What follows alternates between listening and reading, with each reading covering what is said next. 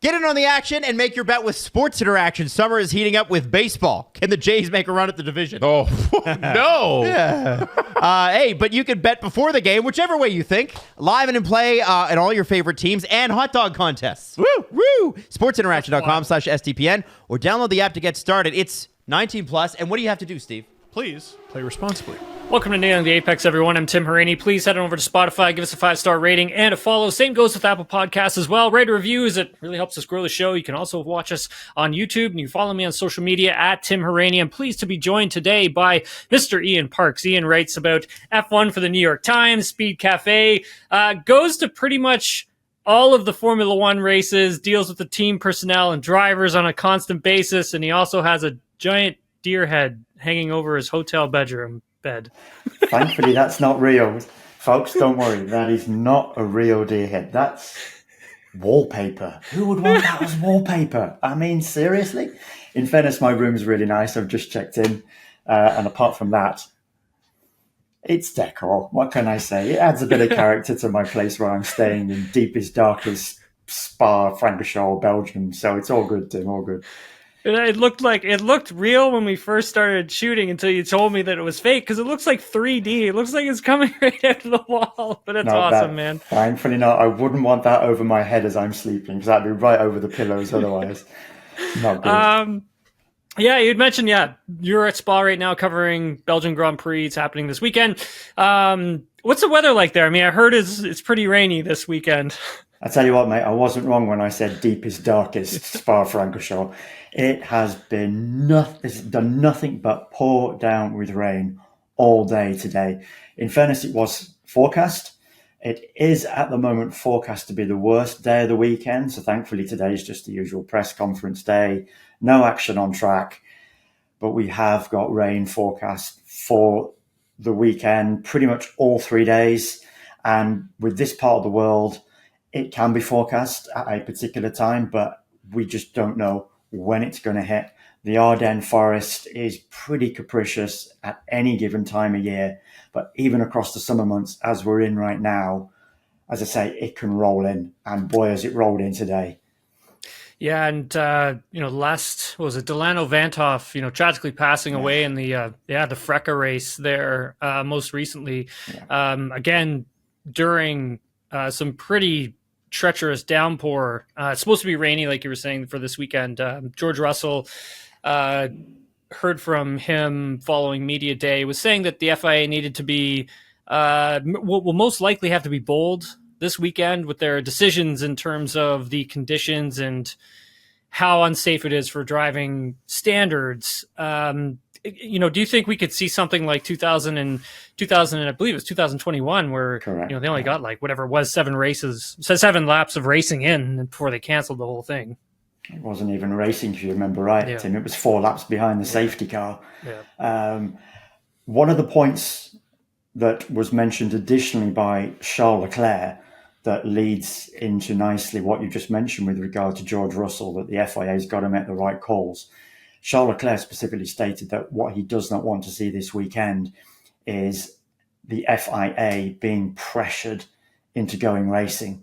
Now, if you think back to those 2 years ago, there was kind of this feeling that we've got to get going, because there were points on the line.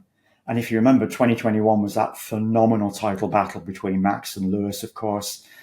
And you kind of sense then that let's just get something going. So even if we get half points, it doesn't matter. Just get the cars out on track. And that's exactly what happened. They got the cars out on track. We all pretty much knew, those of us that were there, that it was never going to happen.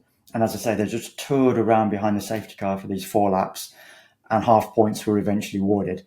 And that's why we saw George Russell on the podium in Williams, if you remember right, for that particular Grand Prix, because he'd done brilliantly in qualifying. And the positions just stayed as they were in qualifying. So fingers crossed we won't see that degree of pressure if it comes to that on Sunday. I don't think we're going to get the same kind of conditions as we did that particular Sunday 2 years ago. Don't think it's going to be that bad. If it had been today, absolutely, we would have been in that kind of territory. Are we going to go racing or not? We have got rain, but I don't think it's going to be bad across the coming 3 days, fingers crossed. Just to add as well, sorry, Tim, go on. No, go for it. I was going to say, just to add a couple of points as well, I did ask Charles in the driver's press conference, the FIA one, as to what he wanted to see out of Spa-Francorchamps, because you mentioned rightly Delano Van Hoff's death on July the 1st in the Freca race. Of course, 4 years ago, Charles lost one of his good friends, Antoine Hubert, in a Formula 2 race. And changes were made eventually to Spa-Francorchamps, leading into last year's Grand Prix. Certain things were done with Eau Rouge, runoffs widened, barriers pushed to one side. But Charles mentioned that he doesn't think they've gone far enough. Mm-hmm. He wants to see now the areas widened, or the straight widened, coming out of Radillion, leading on to the Kemmel straight, because he feels that cars, should they hit a barrier, we've seen what happened. You hit the barrier, you bounce off, and that's pretty much what happened with Delano Van Hoff. Incidents took place, cars were left strewn across the track, and of course, you got to remember, coming up out of Radillion, heading into the Kemmel straight, it's a blind crest, and in those conditions as well, super serious. The other thing that Charles mentioned, just to reference this one as well, and of course we know it's something that the FIA is looking into, is regard to the spray. Mm-hmm. So just after the British Grand Prix, a spray guard was tested for the first time. This has been something that's been devised by the FIA technical department. It was tested by Mercedes. They've come up with a product with a McLaren trailing behind to get an idea as to what the situation was with regard to spray coming up from the car in front. It didn't go down too well. Mm-hmm. Too much spray still coming off the back of the diffuser. So that's one area now that the FIA is pushing ahead. So Charles wants to see all these three things done. Widen that straight, get these spray guards on as soon as possible, and hopefully the FIA is not pressured into going racing. Yeah, and it's a great point that you make with the spray guards, because when we take a look at it, the FIA had fitted guards on. Well, when I looked at the image, essentially it was on rear tires, top and bottom. Same with front tires, top and bottom, to stop spray from there. But I guess they weren't really thinking too much ahead in terms of the spray and the diffuser and just how much downforce is generated from underneath the car as well. Same with, George had mentioned tarmac as well at the same time today, how that's actually plays a role in all of it at the same time. But the cars are creating so much downforce from underneath. Yeah, just pulling that water right out of the ground, shooting it up into the air, and then obviously that's impeding all of the drivers' visibility. Russell said that they may not find a solution to poor visibility, though, for a few years to come. Do you think it's that long, Ian? I mean, I think whenever safety is involved, I always look at the FIA. They always do a really good job of usually reacting and coming out with solutions fairly quickly. Yeah, I actually spoke to the FIA across the weekend in Hungary just gone because I wanted more information about the spray guards. And the plan is for them they're now going to go away. They've recognised the faults with regard to the first iteration. So they're going to go away, have a look, redesign, come back with a second iteration that they're hoping to test later this year. And the plan is for them, they want to introduce it at some point next year. So with the second iteration, again, they'll give it another test. If it needs a little bit of a tweak and redesign and upgrade, they'll go away again. And as I say, hopefully we're looking at some point next year. The key thing about these spray guards as well, Tim, and the information that I received, is that if the race is wet enough at the start, mm-hmm. Obviously, it's a package that can be fitted onto the car.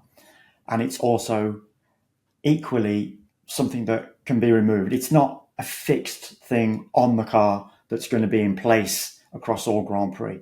So if it's wet start, then they're going to be fitted on.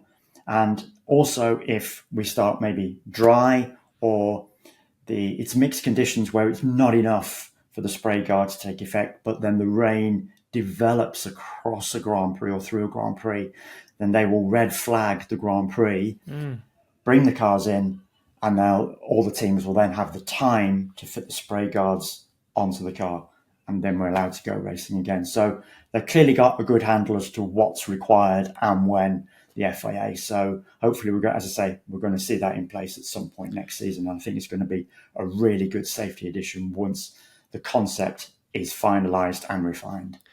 What do you think about Eau Rouge? I mean, when hearing from George today, he had stated that the GPDA, which Russell is the head of or part of, they haven't asked for changes to the layout at Eau Rouge, but I think he feels that Spa currently is safe enough. He had mentioned that he felt that they had made big enough improvements to the runoff areas, like you had greatly mentioned there. When you look at it, I mean, I understand what Leclerc is saying. You're there. Is there enough space even to do that? Because if I'm not mistaken, there is a drop off on the other side of like Eau Rouge Radillion section on the right hand side there, and then same going down the straightaway for that guardrail. Is there a big drop off on the other side of that? Is there enough room to push those barriers back? So as you're coming up, so imagine then you're going down the Kemmel Straight to a driver's right hand side, as you're rightly saying, they couldn't do anything because the ground just falls away. They could probably make room to the left hand side, and then Charles would get what he wants in terms of that wider track coming out of Radillion that hits the crest, and then they could widen that side. So he's got enough track then to hopefully, as he said, to create the extra space that if a car bounces off the barrier, it's not immediately going straight back across the track.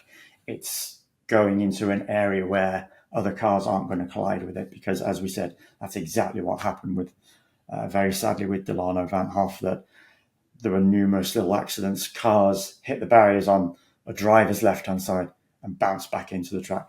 It's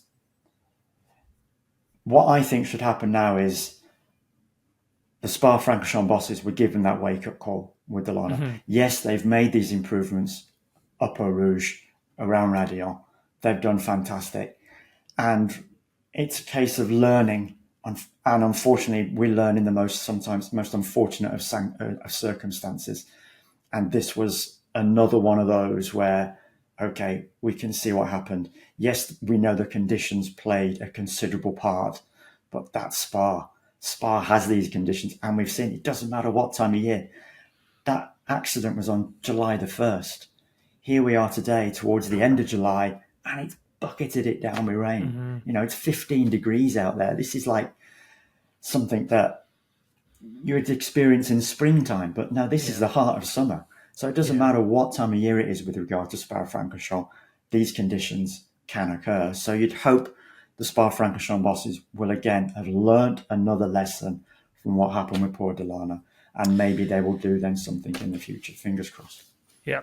The Mike Crack held a press conference today, media availability today. Aston Martin, it's been a bit of a struggle for them over the past few races. I mean, if we go back to Austria, oh boy, I think that would be their highest place finish in the past few races, of fifth with Fernando Alonso, and then I believe Fernando had seventh at the British Grand Prix, and then both he and Lance just holding on to points for ninth and 10th at the Hungarian Grand Prix. Yeah.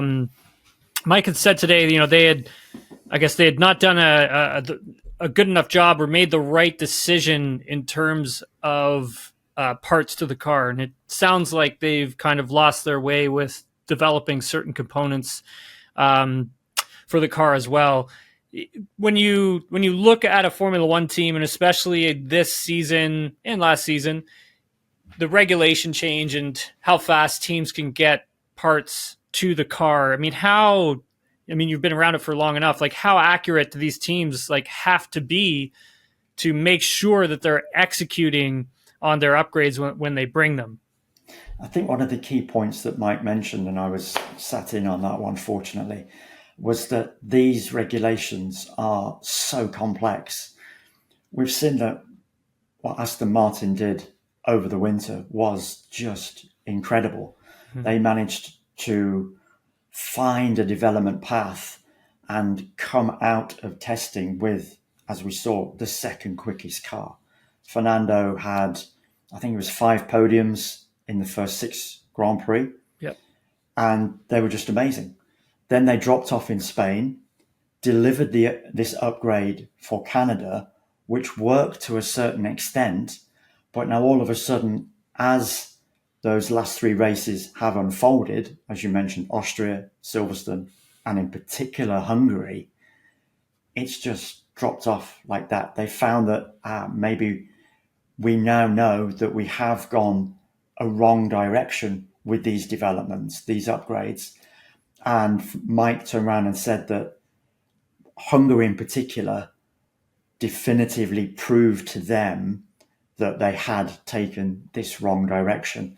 And it's because these regulations are so complex. Yes, they've done this wonderful job over the winter, and you would assume that a team could then build on that it would have this platform and it would be able to take the steps. Well, unfortunately for Aston Martin, it's just taken a wrong turn, which is actually in stark contrast to last season. Because if you think they did the reverse, they started off badly, recognised they'd started off badly, brought in what was effectively a B-spec, and they managed to take off from there, and they almost clinched that 6th place last season.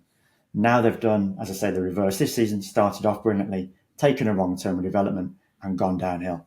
It's just fascinating, I think, what has occurred beyond Red Bull, which just builds and builds and builds and gets faster and faster. Every single team behind it has been fighting hand over fist. One team second, then another team is second. And we've just had this major swap around of the pecking order. Quite fascinating as to the way it's developed, whereas Red Bull, what can you say? And it's all interesting too, when you look at from the standpoint that each one of those teams have their limitations in terms of certain tracks, even weather, track conditions, track temperature. I mean, we saw in particular with the McLaren at the British Grand Prix, nice, cool track conditions, but then they go to Hungary and all of a sudden at a track they weren't necessarily sure that they're going to be competitive at. Yeah.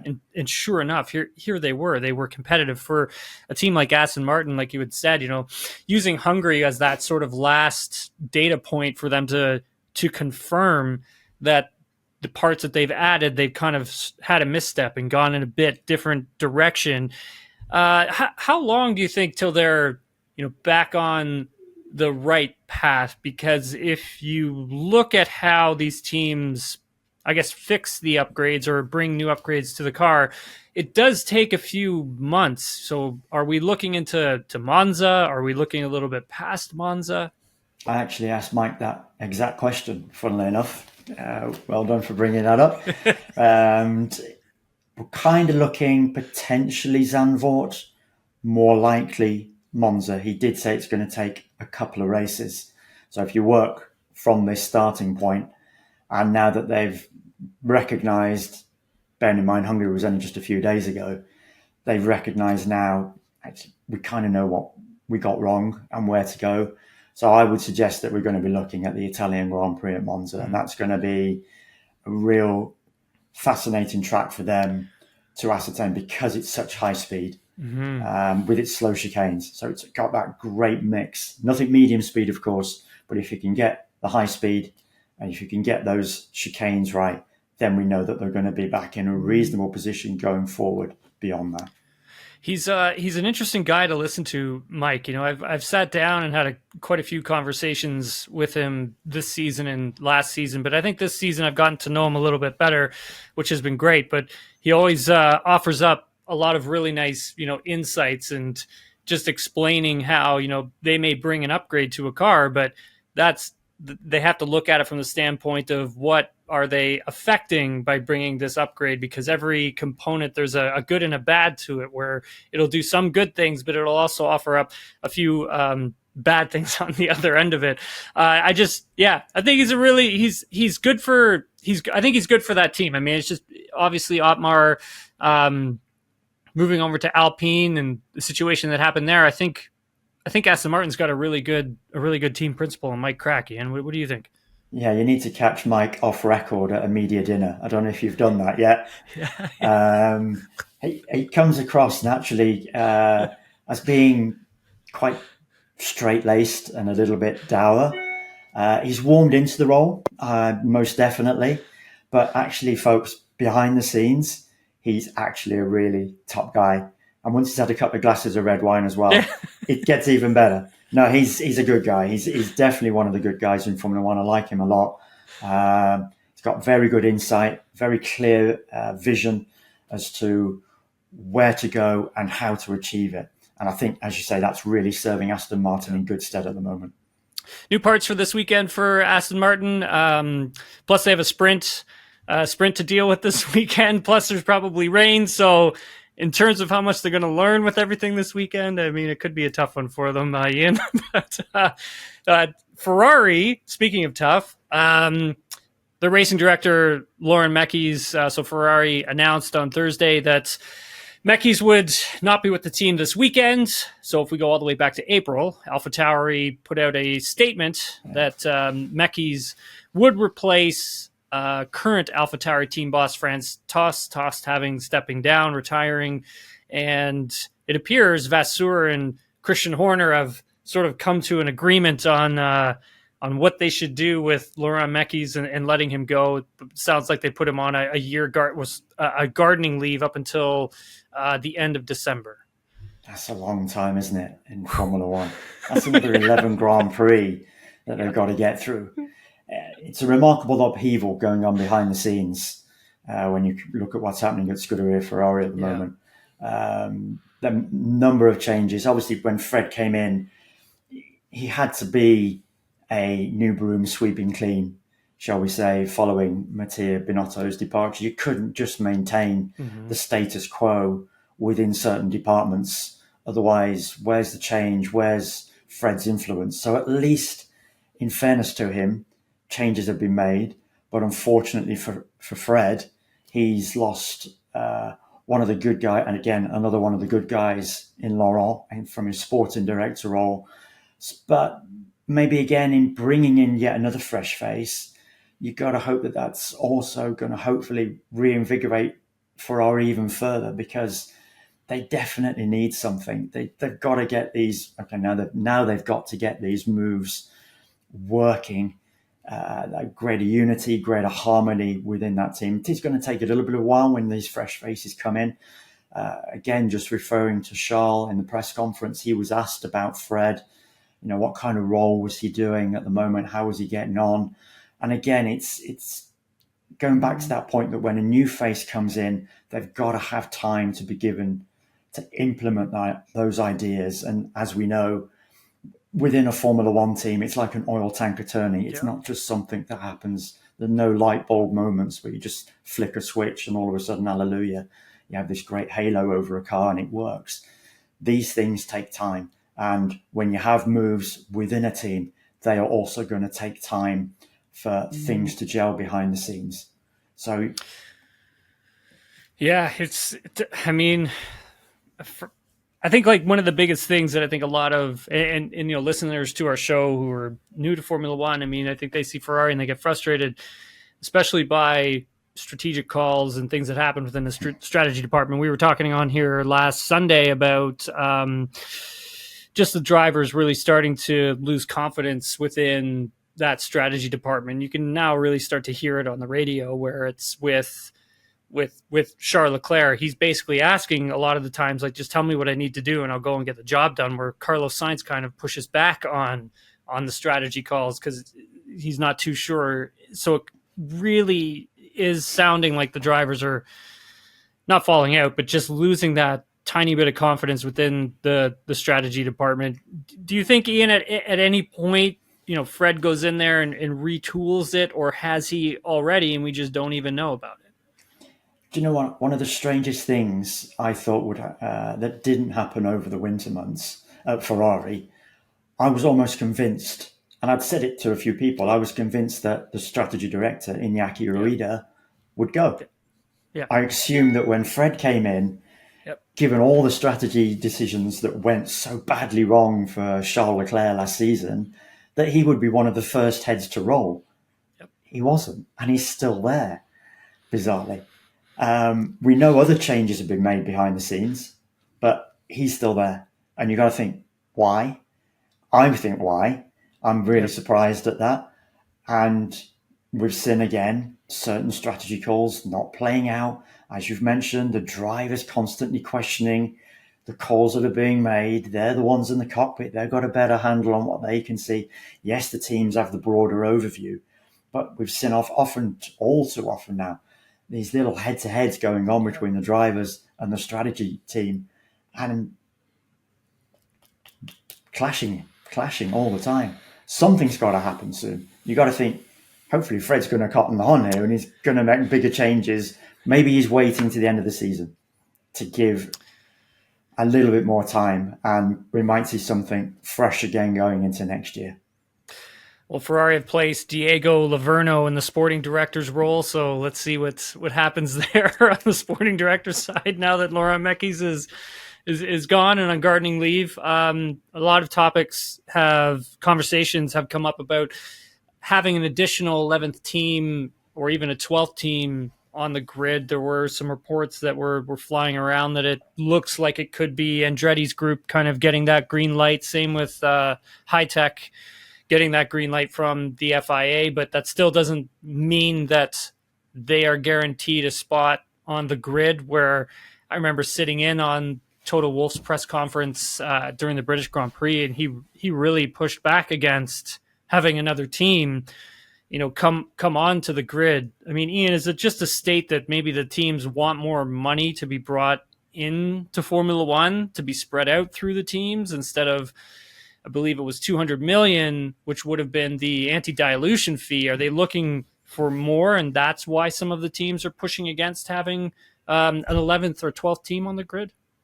I think, just to clarify for your listeners, pretty much every single team principal currently within Formula One is against this.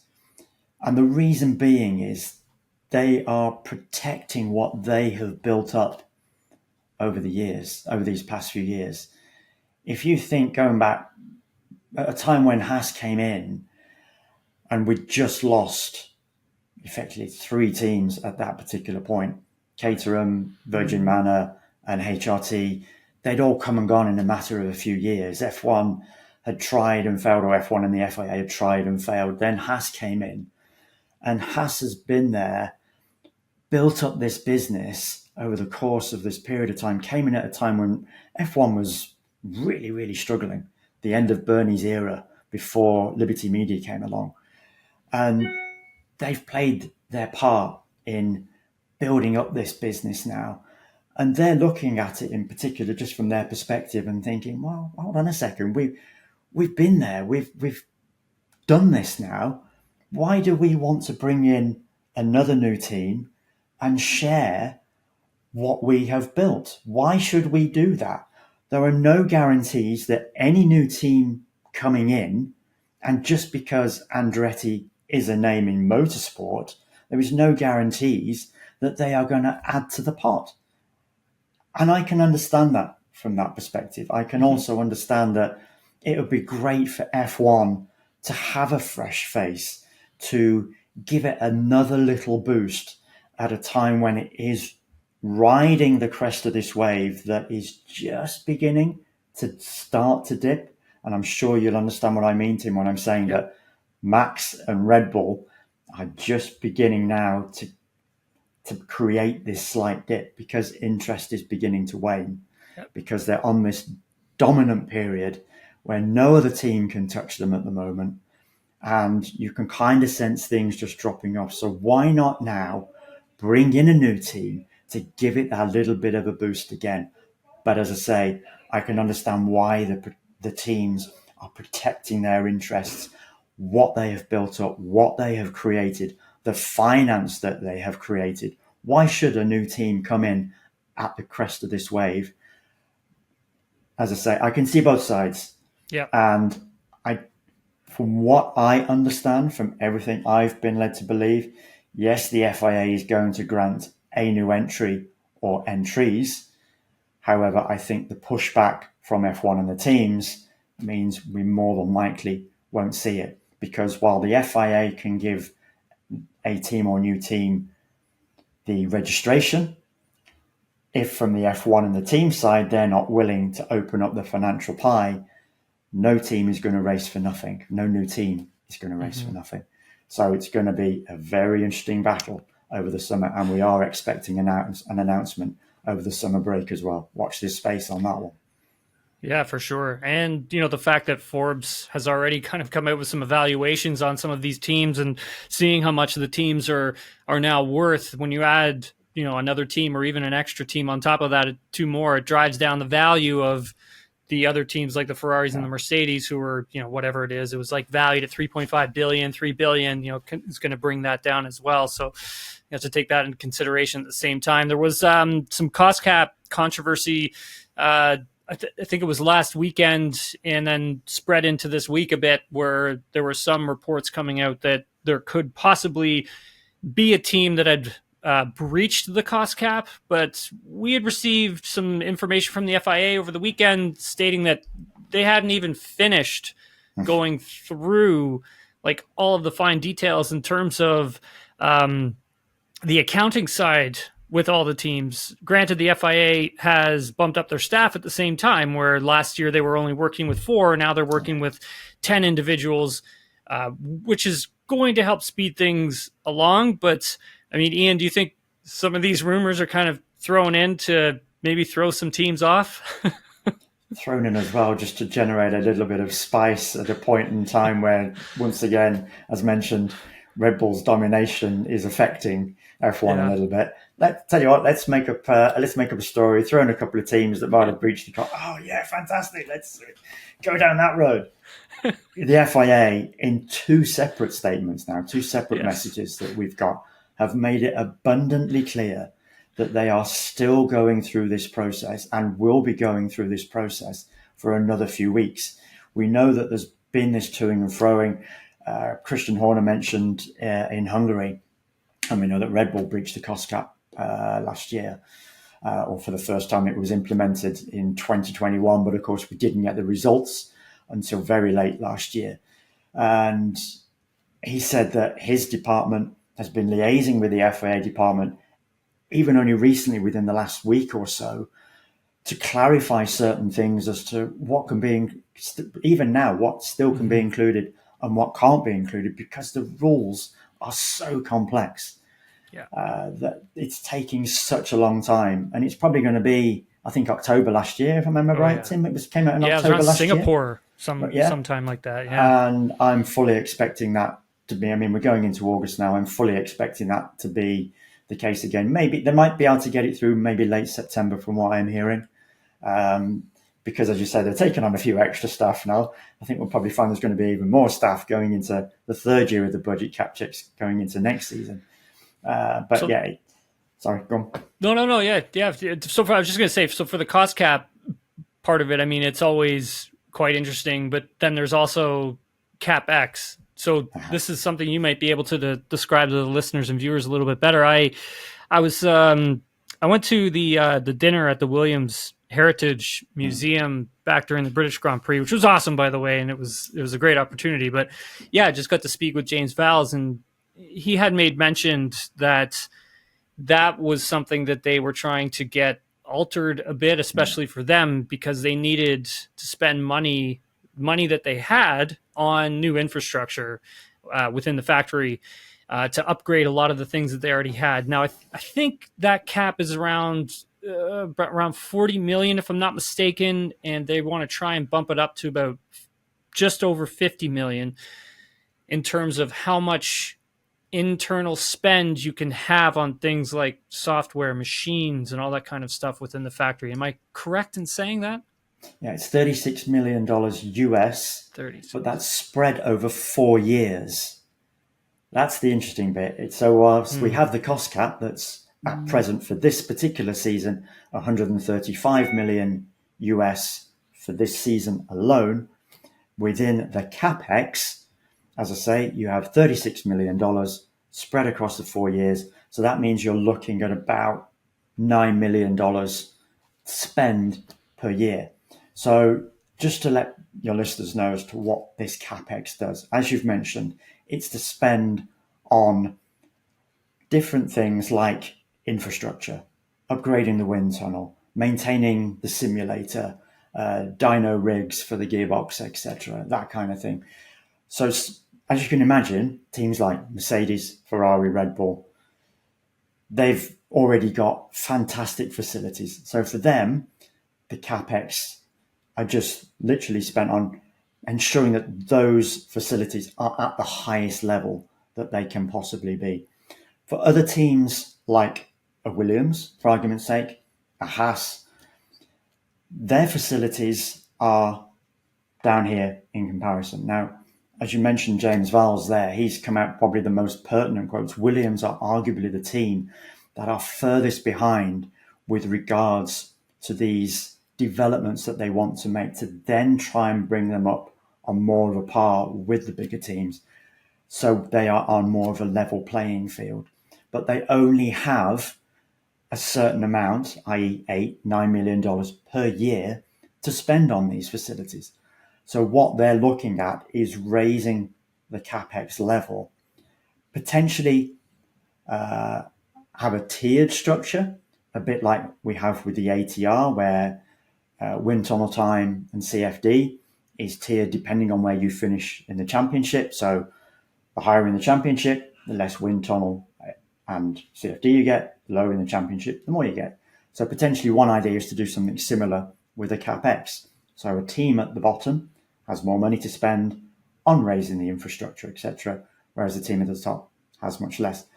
And another alternative solution, and I think this is a really clever one, is that the FIA will look at each team's application on a case-by-case basis. So let's say Red Bull wanted to upgrade whatever within its infrastructure. The FIA will look at it, well, actually, that's actually at a really high level. So here's couple of extra $1 million, for argument's sake, that will help you just keep it at that level. Whereas Williams, the FIA will go in and say, yeah, that's actually really quite antiquated. You need a lot of work doing on that. Well, here you go. We'll give you X, or allow you to spend X, rather, we'll allow you to spend X amount to get it up to that level. So eventually, over a period of time, those teams at the bottom, their infrastructure facilities will slowly draw themselves on a greater par with those teams at the top. And then hopefully it will even out the playing field as the cost cap has done or is doing so far year on year. Fascinating. I hope that was succinct enough and people understood that. It's not an easy perfect topic. Even, Andreas Stella said it's hugely complex. Yeah. And so I've tried to simplify it as best as I possibly could. Yeah, no, thank you very much for doing that. It was great. Ian, thanks so much for taking the time to do this. Really appreciate it. I know you're really busy with F1 coverage this week and this weekend. Let everybody know what you're working on, because there is something actually I do want to talk about before you go. So was it you were saying before we started recording, you were working on an article for the New York Times based off of the movie the Brad Pitt movie that they're filming? Yeah, correct. Can you tell us a bit more about it? Yeah. So there's I've done a feature article that's going in the special sections of the New York Times. That's coming out should be overnight tonight or sometime during the Friday daytime. So I got to speak to I got quotes going in there from Joe Kosinski, the director. There's quotes from Brad Pitt, Stefano, Mohammed. So I was able to go to these guys who've not yet spoken. Not been anything on the record from them at all. Joe Kosinski gave us that big debrief. Were you there for that one? Yes, it was. Yeah, he gave us that big debrief that was all off the record. So I went behind the scenes, went to F1, who went to Apple, who then went to Joe, and then said, can I use some of these quotes? And it came back down the ladder, and now so I've been able to use some of Joe's quotes from that debrief. So good feature going in. So looking forward to seeing that one. The debrief, is that the one that you guys... Okay, I may not have been there for that. Was that the one that you guys got in... It wasn't Austria. Yeah, okay, I wasn't there for that one, but I had heard about it. The guys had told me about it when I got to the British Grand Prix, because I got that statement from F1. Yeah. So that's incredible that you were able to get quotes and able to write a full article on this, because it's been fairly quiet. Like, they want to try and keep it as quiet as possible and not really interrupt the work flow, the work process that the production crew has to go through every single weekend. So that's great that you got some time to get some quotes from some folks. That's incredible, Ian. It took I'm a lot looking of forward hard to work. reading this. That's the difference for the New York Times. You have to do something a little bit different. So all those guys are quoted that have not spoken about this movie so far. So I'm very pleased with that one, that it came off. Fantastic. Yeah, and let everybody know where they can find a lot of your work and what else you got going on. So yeah, obviously I pretty much work at two different ends of the media spectrum in terms of I write for the New York Times, which is feature articles. And then obviously I work for a website called speedcafe.com, which is just that good old news churn of trying to produce the best content across any kind of given Grand Prix weekend. So we've got lots of stuff going out on there, myself and my colleague, Matt Koch. For those, look up Matt on the web. He's got this huge ginger beard going on. Very unusual character, great character, becoming a good friend of mine now. Tim's obviously laughing. He knows what I'm referring to. But yeah, Matt and I producing good content on Speed Cafe. So Matt, he is from Australia, correct? Correct, yes. Okay, so So Speed Cafe is what he works on. Okay. Because I always wondered like how he was able to kind of go to a lot. He doesn't go to all the races, but he's kind of like me, where he jumps to as many as he can possibly get to. That's great. So I was brought on as the European editor to try and raise Speed Cafe's profile in Europe. But it also means Matt can wake up in the morning now, not chasing his tail, because lots of stories have occurred overnight while he's been in bed. Give you the greatest example, Daniel Ricciardo going to AlphaTauri. He was in bed naturally because it was the middle of his night. It was about 3 o'clock in the morning when that story broke in across Europe and the UK. So he woke up happy as Larry when he saw all my content that appeared on the site. So that's exactly what we've tried to do at Speed Cafe. We've become pretty much a 24-hour news service now, in that he's producing his content on Australia time. I'm producing mine UK European time. Incredible stuff, Ian. Thanks again so much for doing this. Really appreciate it. Enjoy the rest of your weekend. And thanks for taking the time to do this, man. I really appreciate it. Thank you. Great pleasure to finally do this. I know we've talked about doing this for a little while now, so good to be here with you. So thank you very much from me. Thank you very much from my friend, the deer. And we'll see you soon. Thanks. Thanks, bud. Big thanks to Ian for coming on to the show. Really appreciate his time. Let's head over and take some questions for the debrief from Josh Cooper, at Josh Cooper on Twitter. 1, who is your dream Martin Brundle gridwalk interview that hasn't happened yet? Ooh, good one. I'm not sure. Has he done LeBron James yet? Not sure. If he hasn't, I'd like to see that. Number 2, what is the greatest Brundle interview you've ever seen? Him and Kimi Räikkönen on the grid. I believe it may have been the Spanish Grand Prix. Go check it out on YouTube. It's a classic. And 3, can we have Charles Leclerc just call his own race? Would that be better than whatever Ferrari has come up with? You know what? It was like I was saying earlier in the pod, where with Charles, it's more along the lines of tell me what you want me to do and I'll get it done, where Carlos is kind of the opposite. But yeah, really difficult for the drivers in terms of seeing the overall picture for the race, like Ian had mentioned during the pod. But if Charles could call his own race, I'm sure he would. Would he get it right? I mean, probably not. There's a lot going on out there. From at Mike Miller PR, do you expect to see Fernando Alonso challenge for the podium again this season? Or was the early season success of Aston Martin just due to bringing upgrades earlier than the rest of the field? I do see Fernando possibly capturing another podium. I mean, a few of the teams have taken some massive steps forward, and in particular McLaren. I think they've clawed back almost a second of pace, that of the competitors.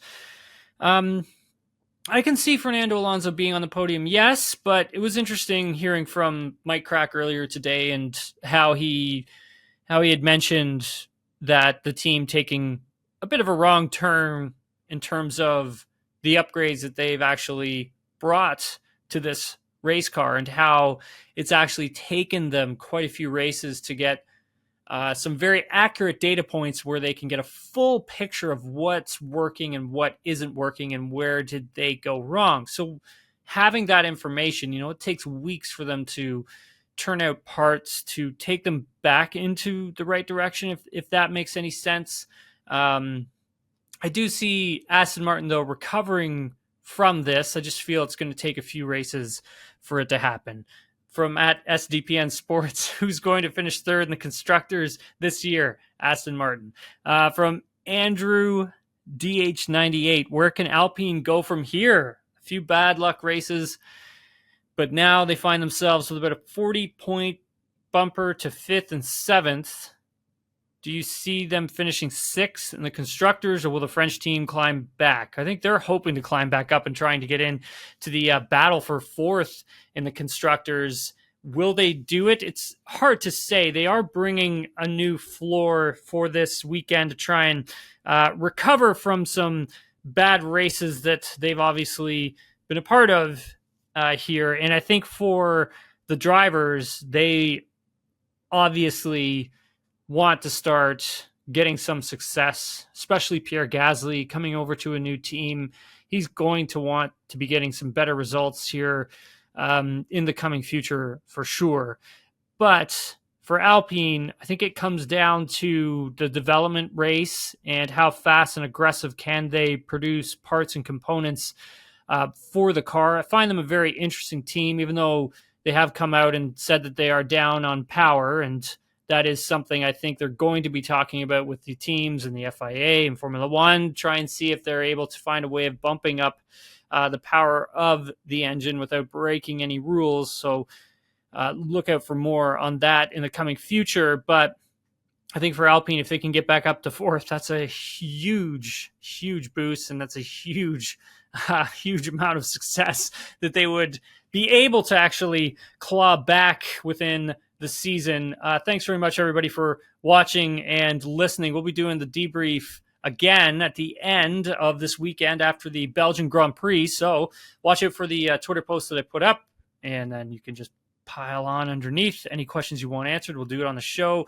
Same with Threads. We'll take the questions on there as well. And the IG, I don't normally take questions from there. It's a little awkward. It's harder, and just doesn't really work. So Twitter and Threads at Tim Hauraney, do it there, and we'll get your questions onto the show. Thanks again to Ian Parks for coming on in his time. Thanks again, everyone, for watching and listening. If you want more from me, I'm at Tim Hauraney on social media, all forms of social media. You can now watch us on YouTube. You can listen to Nailing the Apex wherever you get your podcasts. Please head over to Spotify. Give us a 5-star rating and a follow. Same goes with Apple Podcasts as well. If you can write a review for us there and give us a 5-star rating, it helps us grow the show, and we really much appreciate it. And thanks again, everybody, and we'll talk to y'all later.